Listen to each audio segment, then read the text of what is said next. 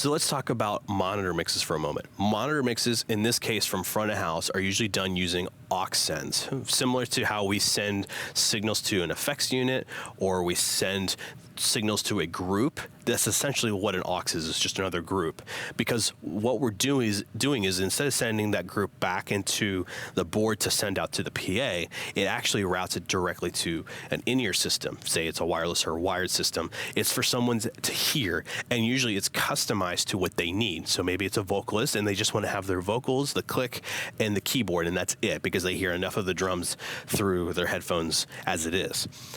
Aux sends, or monitor sends in this case, are designed completely for this purpose. So they work the same way as they do with any other group or aux, in that you send what channels you want to it, you can process it usually with EQ, maybe a little bit of compression, and then you send that out with the hardware side of things to your in-ear system. So this would be another routing situation where you need to go into your output routing and set that up correctly. So you need to make sure that your mix 1 is going to in-ear 1, for example, and mix 2 is going to in-ear 2, or however you have it set up. You also need to double check to make sure that you have it either set to mono or stereo, depending on the needs and the setup you have for your in-ear system. I always recommend stereo in-ears as much as possible, but mono does work in some cases as well. Stereo is what we hear in real life, but mono does work when necessary.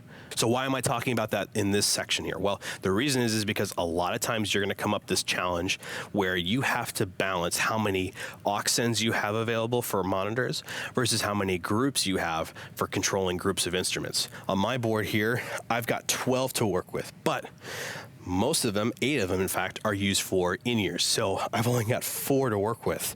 And I actually have to use another one of these to blend in room mics into my broadcast feed. So I actually only have 3.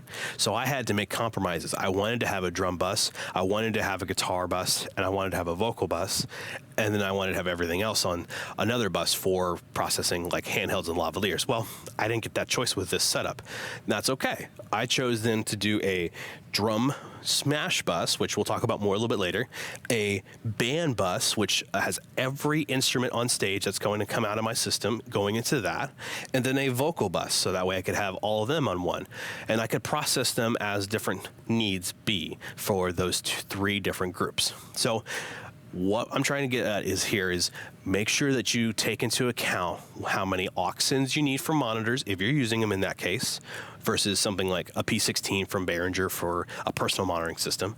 Or if you happen to be fortunate enough to have a dedicated monitor console, you need to take count of how many aux sends you have available to you and make sure that you have enough processing for mono or stereo, and then choose how you want to lay them out for yourself.